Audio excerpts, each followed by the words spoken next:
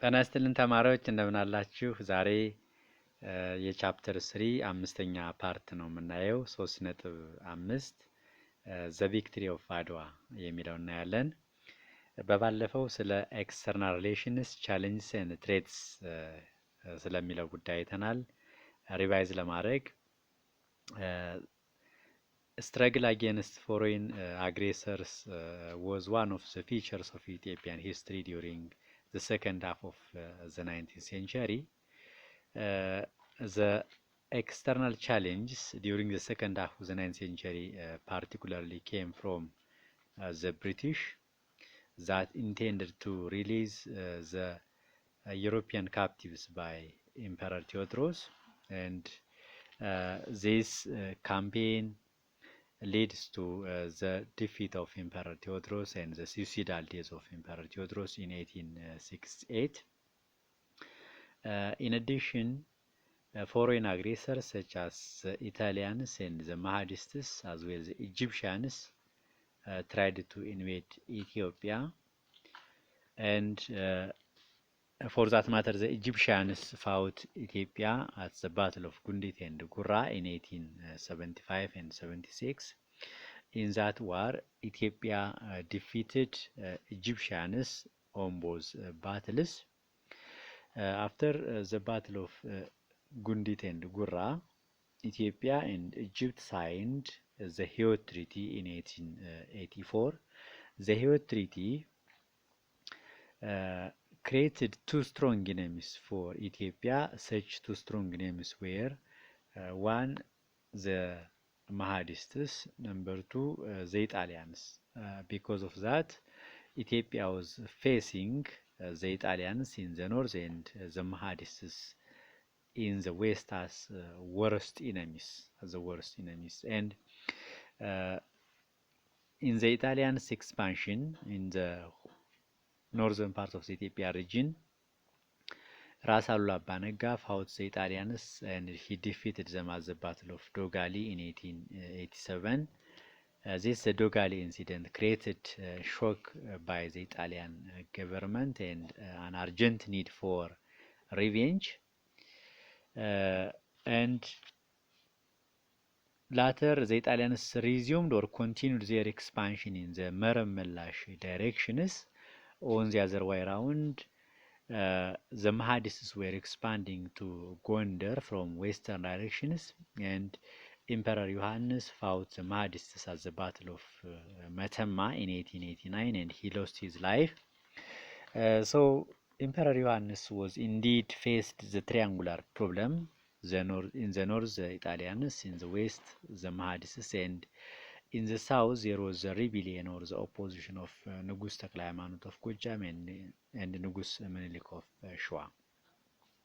And we have seen some points regarding the religious divisions and doctrinal divisions, religious division and doctrinal controversies during the period of Emperor Johannes. The fact that Emperor Johannes had rigid policy regarding religion. He declared Tawahado as the only faith or the only religion in Ethiopia, and he ended religious controversy within the Ethiopian Orthodox Church. So these are some of the points that we have seen previously. Today we shall proceed to discuss the victory of Adwa. The victory of Adwa, that the significant victory that we are always proud of. So to begin with, when we trace back to the background of the victory of Adwa, Menelik and Italians had relations starting from 1876. The relationship between Italians and Menelik began in 1876 when the Italian Geographic Society, led by Marcos Orazio Antinori, arrived in Shwa. This time, Menelik gave the Italian Geographic Society a place called ለት ማረፊያ። እንግዲህ ወደ አድዋ ጦርነት ከመግባታችን በፊት የአድዋን ጦርነት ባክግራውንድ ስናይ ኢጣሊያኖችና ምኒልክ ምን አይነት ግንኙነት ነበራቸው የሚለውን ማየት ያስፈልጋል። እና የጣሊያኖችና የምኒልክ ግንኙነት የተጀመረው በ1876 ዓመተ ምህረት ነው። ይኸውም ምንድነው? በዚህ ዓመተ ምህረት የኢጣሊ ጂኦግራፊክ ሶሳይቲ የጂኦግራፊ ማህበረሰብ ለሳይንሳዊ ጥናት በሚል ምክንያት ወደ ሸዋ መጥቷል የሚለው የዚህ የኢጣሊ ጂኦግራፊክ ሶሳይቲ መሪ አንቲኖሪ ይባል ነበር።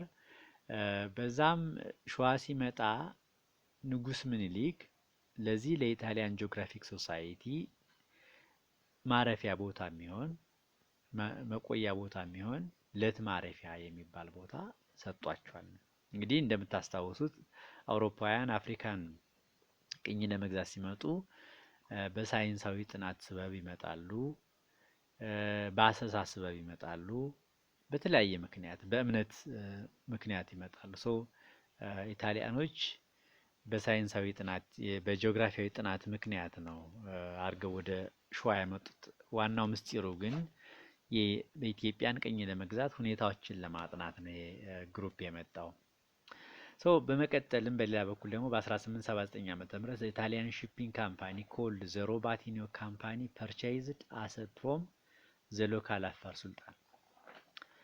የኢጣሊ የመርከብ ኩባንያ ሮባቲኒዮ ካምፓኒ የሚባለው ሮባቲኒዮ ሺፒንግ ካምፓኒ የሚባለው በ1879 ዓመተ ምህረት የአሰብን ወደብ ከአፋር አስተዳዳሪ ከአፋር ሎካል ሱልጣን ፐርቻይዝ ሊያደርግ ችሏል፣ ሊገዛ ችሏል ማለት ነው።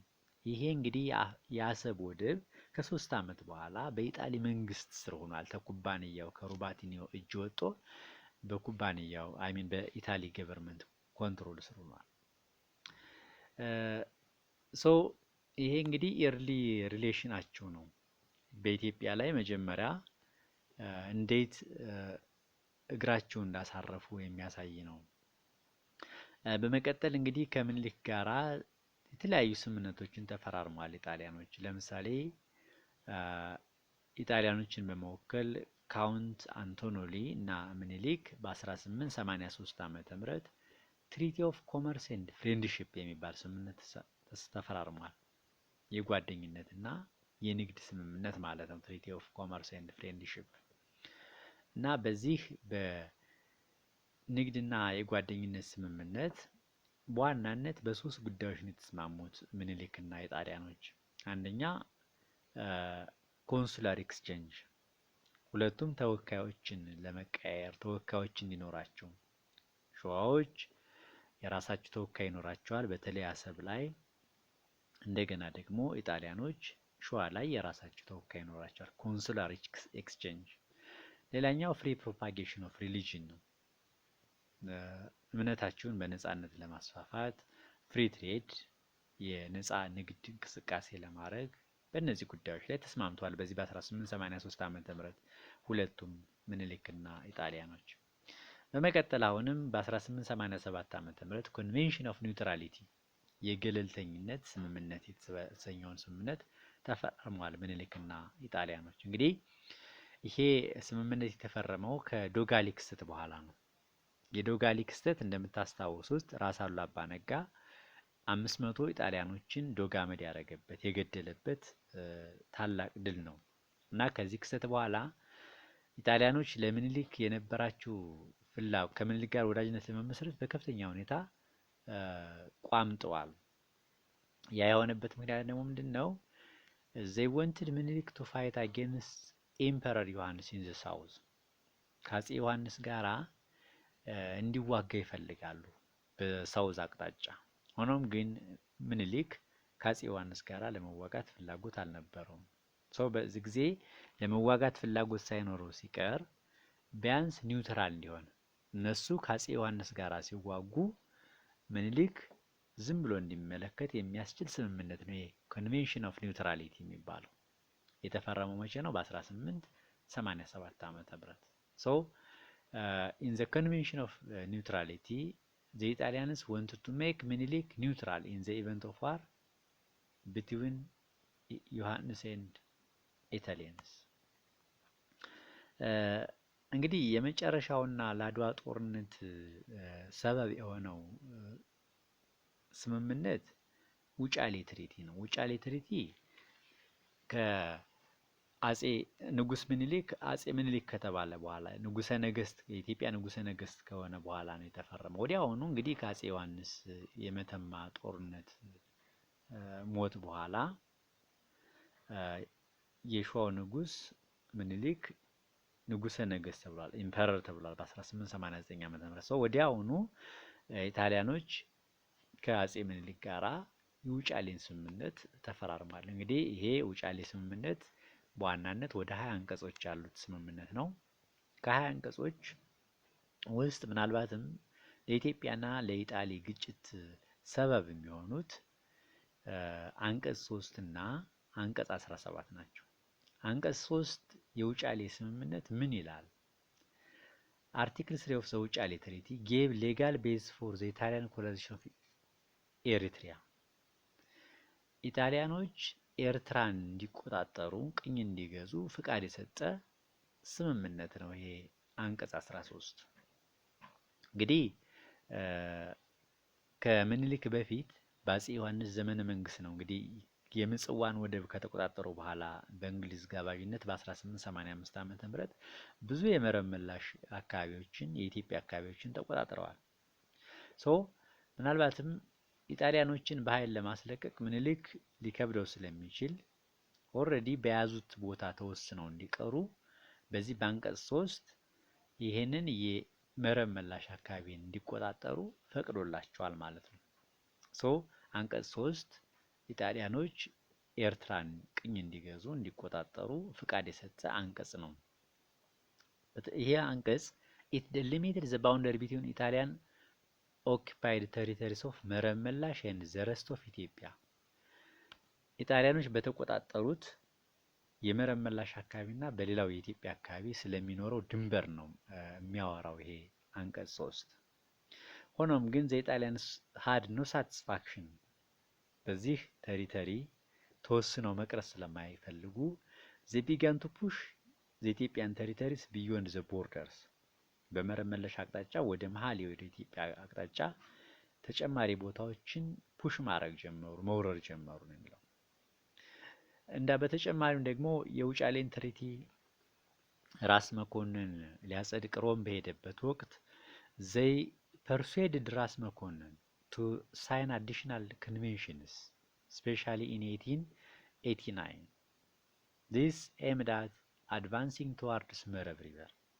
እንግዲህ በ1889 ዓመተ ምህረት ራስ መኮንን ፐርሱዌድ ያደርጉት ነበር፣ ያግባቡት ነበር፣ ያስገድዱት ነበር ተጨማሪ ስምምነት ከውጫሌ ስምምነት በተጨማሪ ተጨማሪ ስምምነት እንዲፈራረም። ይሄ ደግሞ ዋናው ዓላማቸው ወደ መረብ አካባቢ ወደ መረብ ወንዝ አካባቢ አድቫንስ ለማድረግ ገባ ብሎ ለመቆጣጠር ስለፈለጉ ነው። እንግዲህ በሂደት ይሄንን የመረብ መላሽ አካባቢን ሙሉ በሙሉ በመቆጣጠር በ1890 ዓመተ ምህረት ኤሪትሪያ ብለው ሰየሙት። the colony of Eritrea born in 1890. ኤርትራ እንደ ኢጣሊ ቅኝ ግዛት የኢጣሊ ቅኝ ግዛት ሆና የተወለደችው የተፈጠረችው በ1890 ዓመተ ምህረት ነው ማለት ነው። በፊት ይህ አካባቢ መረብ መላሽ ይባል ነበር። በኋላ ግን ኢጣሊያኖች ይህን መረብ መላሽን ኤርትራ ብለው በ1890 ዓመተ ምህረት የራሳቸው ኮሎኒ አድርገው ዲክላር አድርገዋል። ሁለተኛው ለአድዋ ጦርነት ዋና ምክንያት የሚባለው ኢምፖርታንት ኮዝ የሚባለው ቤዚክ ኮዝ የሚባለው አንቀጽ 17 አንቀጽ 17 እንግዲህ በሁለት ቋንቋ ነው የተጻፈው። it had two contradictory versions in two languages ሁለት ተቃራኒ የሚባሉ ተጻራሪ የሚባሉ ትርጉሞች አሉት። በሁለት ቋንቋ የተጻፈ አንቀጽ ነው። የአማርኛው ትርጓሜ የተለየ እንድምታ አለው። የኢጣሊያኛው ትርጓሜም ደግሞ የተለየ ትርጓሜ አለው። የኢጣሊያን ቨርዥኑ ምንድነው የሚለው? it says that ምኒልክ had to conduct foreign contact via ኢጣሊያ። ምኒልክ ከአውሮፓ መንግስታት ጋራ ከውጭ መንግስታት ጋራ ኮንታክት ለማድረግ የግድ ኢጣሊያን መጠቀም አለበት ነው የሚለው። የግድ ነው። ያ ማለት ምኒልክ ያለ ኢጣሊያኖች ድጋፍ በራሱ ከውጭ መንግስታት ጋራ ግንኙነት ማድረግ አይችልም ማለት ነው። ይሄ በእርግጥም የኢትዮጵያ ሉዓላዊነት ይጋፋል፣ ይጥሳል እና በዚህም የአንቀጽ 17 የኢጣሊኛ ትርጓሜ መሰረት ኢታሊ ኢትዮጵያን የራሷ ፕሮቴክቶሬት አድርጋ ለአውሮፓ ሀገራት እውቅና ፈጥራለች። ኢትሜድ ኢትዮጵያ ኢታሊያን ፕሮቴክቶሬት ወይም ደግሞ የኢጣሊ ቅኝ ግዛት እንደሆነች ለአውሮፓውያን እውቅና ፈጥራለች ነው የሚለው። ሌላኛው የአማርኛው ትርጓሜ ምንም አይነት ችግር የለውም። የአማርኛው ትርጓሜ የሚለው ምኒልክ ሜይ ዩዝ ዘ ሰርቪስ ኦፍ ኢጣሊ ኢን ሂዝ ዲሊንግስ ዊዝ ፎሬን ፓወርስ ነው። ከውጭ መንግስታት ጋር ለሚያደርገው ግንኙነት ምኒልክ ኢጣሊን መጠቀም ይችላል ነው። የኢጣሊን መንግስት መጠቀም ይችላል ነው። ዛን ኦፕሽናል ካልፈለገ አለመጠቀም ይችላል። ተፈለገ ኢጣሊ መጠቀም ይችላል፣ ካልፈለገ ደግሞ በራሱ ግንኙነት ማድረግ ይችላል። ይሄ ምንም አይነት ችግር አልነበረውም። የኢትዮጵያ ሉዓላዊነት የሚጋፋው ይሄ አንቀጽ 17 የኢጣሊኛ ትርጓሜ ነው ማለት ነው። ሶ በኢጣሊኛው ትርጓሜ መሰረት ኢጣሊ ኢትዮጵያን ፕሮቴክቶሬት አድርጋ እውቅና ስትፈጥር ለአውሮፓ ሀገራት ለዚህ ምኒልክ እውቅና አልነበረውም መጀመሪያ ላይ። በኋላ የኢጣሊያኖችን ትሪክ የተረዳው ከጀርመንና ከብሪቴን መንግስት ነው እና ቀጥታ ከጀርመንና ከብሪቴን መንግስት ጋር ግንኙነት ማድረግ ሲፈልግ አጼ ምኒልክ እነዚህ ጀርመንና ብሪቴን ለአጼ ምኒልክ ምን አሉት? አጼ ምኒልክ ከዚህ በኋላ አንተ ጋር ምንም አይነት ግንኙነት የለንም፣ ግንኙነታችን ከቅኝ ገዥህ ከኢጣሊ ጋር ነው ብለው ኢንፎርም አደረጉት። በዚህ ጊዜ አጼ ምኒልክ ሂሮት ሰርኩላር ሌተር ቱ ዘ ዩሮፒያን ኔሽንስ ለአውሮፓ ሀገራት ለሌሎችም ሀገራት ሰርኩላር ሌተር ጽፏል።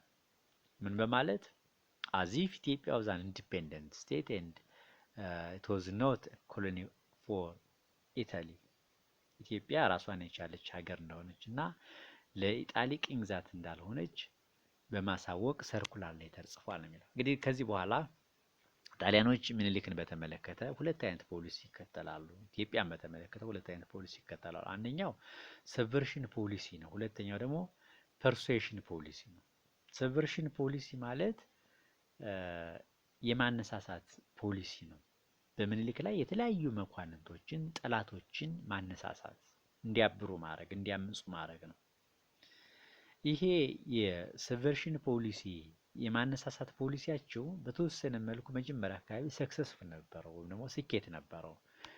በዛም በተለይ የትግራይ መኳንንቶች ራስ መንገሻ ዮሐንስን ጨምሮ አፄ ዮሐንስን ልጅ ጨምሮ ሌሎቹ መረብ ኮንቬንሽን የሚባል ስምምነት ከኢጣሊያኖች ጋር ተፈራርሟል በ1891 ዓመተ ምህረት።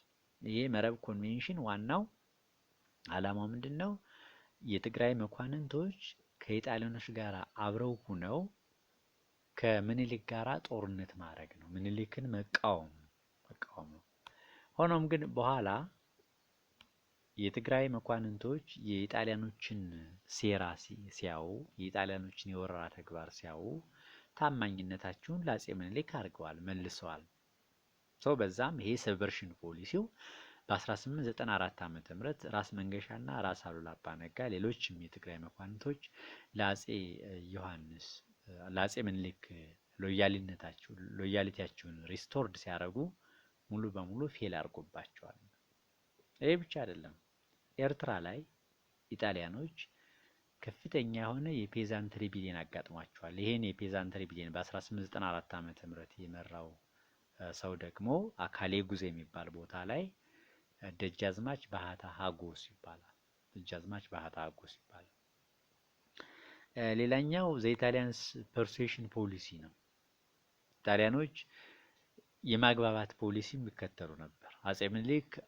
አፄ ምኒልክን አግባብተው ይሄንን አንቀጽ 17ን የኢጣሊኛ ትርጓሜ ውጫሌ ስምምነት እንዲቀበል የማድረግ እርምጃ ነበር። ሆኖም ግን ይሄ የፐርሱዌሽን ፖሊሲያቸው በ1893 ዓመተ ምህረት ሙሉ በሙሉ አፄ ምኒልክ የውጫሌን ትሪቲ አፕሮጌት ሲያደርገው ሲጥሰው ፌል አድርጎባቸዋል።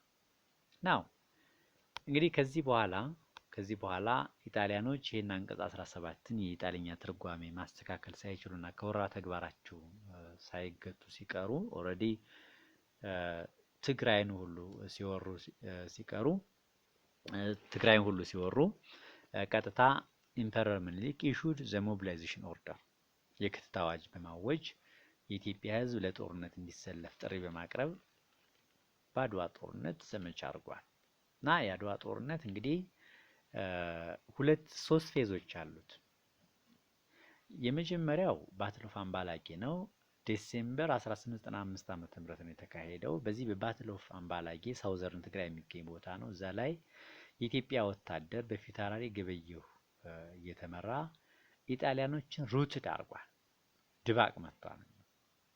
አሁንም እነዚህ ከሳውዘርን ትግራይ ከአምባላጌ ህይወታቸው የተረፉት ወደ መቀሌ ሸሽተው በሂደት መቀሌ ላይ they built strong fortifications ጠንካራ የሆነ ምሽግን ሰርተው ነበር እና ይህን ምሽግ በጣም ለመስበር አስቸጋሪ ስለነበረ እቴጌ ጣይቱ የአፄ ምኒልክ ባለቤት አንድ ዘዴ ዘይዳ ነበር። ያም ዘዴ ምንድነው? የኢትዮጵያ ወታደሮች ስትሪሙን ወይም ደግሞ ኢጣሊያኖች የሚጠቀሙበትን ምንጭ ውሃ እንዲቆጣጠሩ አረገች ነው የሚለው እና በሂደት የኢትዮጵያ ወታደር ይሄንን ምንጭ መቆጣጠር ሲችል ኢጣሊያኖች ውሃ የሚጠጡት አጡ ነው የሚለው። በዚህ ጊዜ ዘኢጣሊያን አርሚ ሰረንደርድ ቱ ኢትዮጵያንስ ለኢትዮጵያውያን እጃቸውን ሰጥተዋል። ይሄ ዘ ሳይጅ ኦፍ መቀሌ የመቀሌ ከበባ ተብሎ ይታወቃል። የመጨረሻውን ዲሲሲቭ የሚባለው ባትል ኦፍ አድዋ ነው። የአድዋ ጦርነት ነው። እንግዲህ የአድዋ ጦርነት አንድ ቀን ነው የፈጀው፣ ከጠዋት እስከ ማታ ነው የተካሄደው። በዚህ አንድ ቀን በፈጀ ጦርነት ግን ኢትዮጵያውያን አንጸባራቂና ታሪክ የማይረሳው ድልን ተጎናጽፈዋል። እንግዲህ ከዚህ በአድዋ ጦርነት ማርች 1896 ዓመተ ምህረት ኢጣሊያኖች በኢትዮጵያውያን ከተሸነፉ በኋላ በተለይ በዚህ ጦርነት በአድዋ ጦርነት የኢጣሊያኖች የጦር አዛዥ ጀነራል ባራቴሪ ይባላል። ሂ ኦርደርድ ጀነራል ሪትሪት የኢጣሊ ወታደር ትግራይ ለቆ እንዲወጣ ትዕዛዝ አስተላለፈ ነው የሚለው። ከዚህ ጦርነት በኋላ ሁለት ታላላቅ የኢጣሊያን የጦር አዛዦች ጄኔራሎች ተገለዋል። ጀነራል አሪሞንዲ እና ጀነራል ዳቦርሜዳ ሎስት ዜር ላይቭስ። ጀነራል አልበርቶኒ ደግሞ በህይወት ተይዟል ወይም ደግሞ ካፕቸር ተደርጓል። ከአድዋ ጦርነት በኋላ ዘኢጣሊያን ድሪም ኦፍ ኮሎናይዚንግ ኢትዮጵያ ኮምፕሊትሊ ፌልድ። ኢጣሊ ኢትዮጵያን ቅኝ መግዛት ህልሟ ሙሉ በሙሉ ፌል አድርጎባታል። ሆኖም ግን ኤሪትሪያ ሪሜንድ ኢን ዘ ሃንድስ ኦፍ ዘ ኢጣሊያንስ። ከአድዋ ጦርነት በኋላ ኤርትራ በኢጣሊያኖች እጅ ቀጥላለች። አሁንም እንግዲህ የአድዋ ጦርነት አንዱ ሊሚቴሽን ኤርትራን ነፃ ማድረግ አለመቻሉ ነው። በእርግጥ የኤርትራ እጣ ፈንታ ከአድዋ ጦርነት በፊት የተወሰነ ነበረ። ምኒልክ በውጫሌ ስምምነት አንቀጽ 3 ላይ ኤርትራ እንዲቆጣጠሩ ፍቃድ ሰጥቷቸው ነበረ። ሌላውን የኢትዮጵያ ግዛት ለመውረር የነበራቸው ፍላጎት ነው ወደ አድዋ ጦርነት እንዲገቡ ያደረጋቸው። ከአድዋ ጦርነት በኋላ አፄ ምኒልክና ኢጣሊያኖች የተፈራረሙት ስምምነት አዲስ አበባ ትሪቲ ይባላል። ይህም ስምምነት የተፈረመው በ1896 ዓመተ ምህረት ነው። ይሄ አዲስ አበባ ትሪቲ ምን ተስማሙ? በአዲስ አበባ ትሪቲ ኢትዮጵያና ኢጣሊያን ስንል አንደኛ ዘ አዲስ አበባ ትሪቲ ዲክላርድ ውጫሌ ትሪቲ ነል ኤንድ ቮይድ። ይሄ አዲስ አበባ ትሪቲ የውጫሌን ስምምነት ሙሉ በሙሉ እንዲከሽፍ አድርጓል፣ ሙሉ በሙሉ እንዲሰረዝ አድርጓል። ኢት ኦልሶ ሪኮግናይዝ ዘ ኢጣሊያን ኮሎኒ ኦፍ ኤሪትሪያ።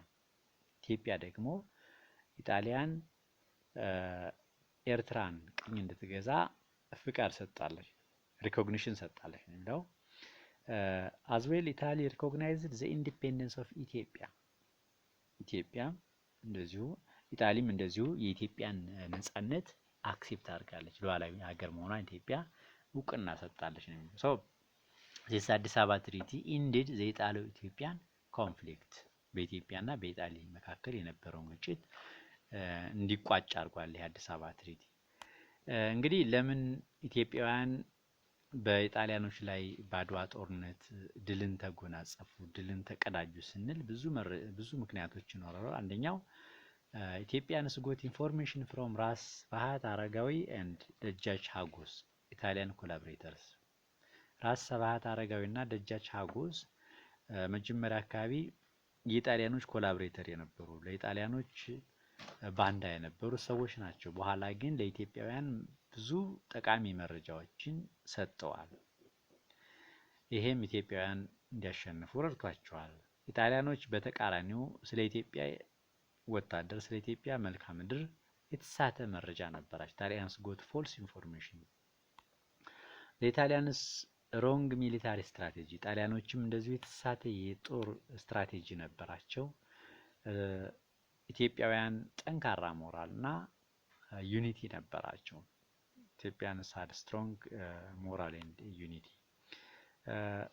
ከዚህ በተቃራኒው ኢጣሊያኖች they had lack of coordination፣ ከፍተኛ የሆነ የኮኦርዲኔሽን ችግር ነበረባቸው። በተለይ ሶስቱም ብሪጌዶች፣ አራቱም የኢጣሊያ ብሪጌዶች፣ ሶስት ዋናነት ብሪጌዶች ነበሩ። እነዛ ብሪጌዶች ኮኦርዲኔሽን አልነበራቸውም፣ ትብብር ተናበው አልነበሩም በኢትዮጵያውያን ላይ ጥቃት የሰነዘሩት።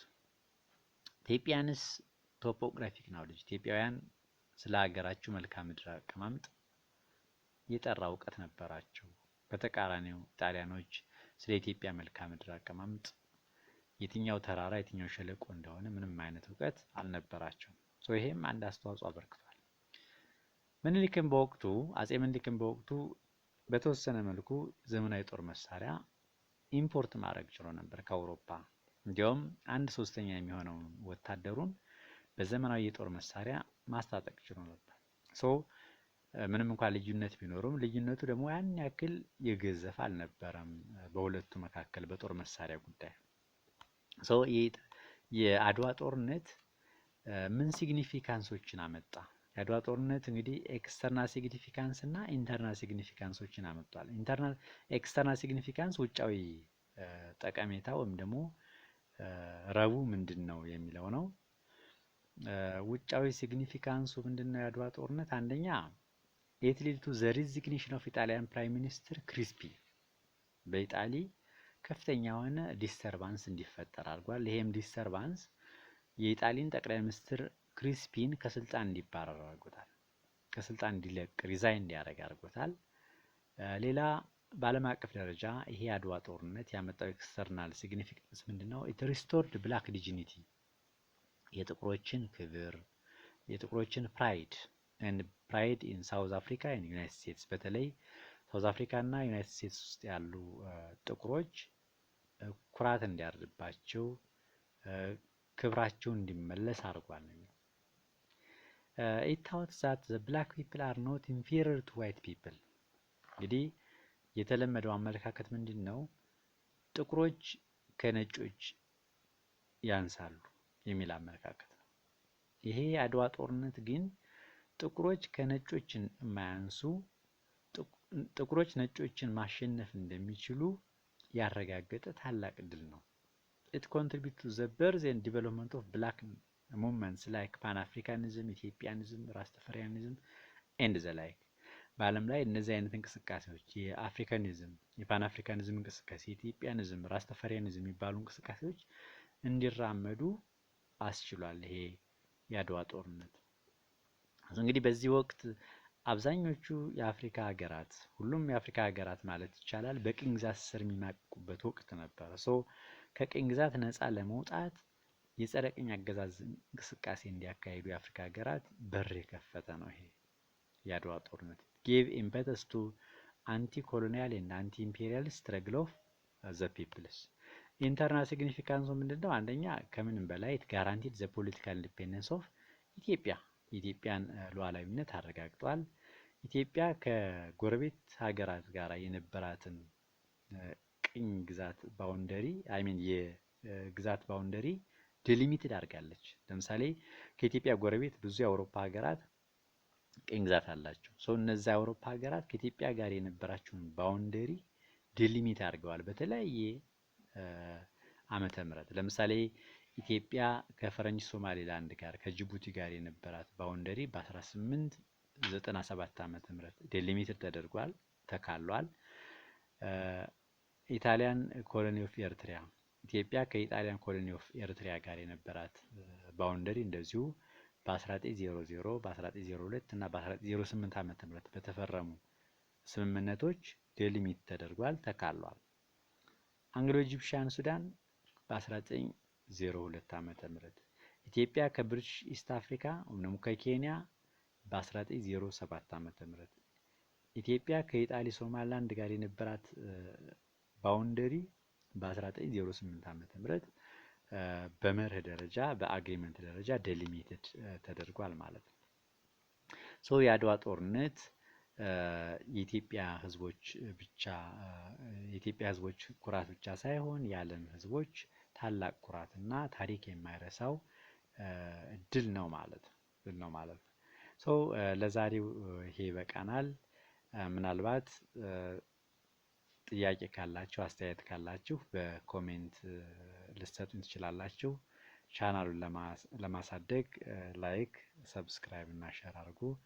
ስለነበረን ጊዜ በጣም አመሰግናለሁ። መልካም ጊዜ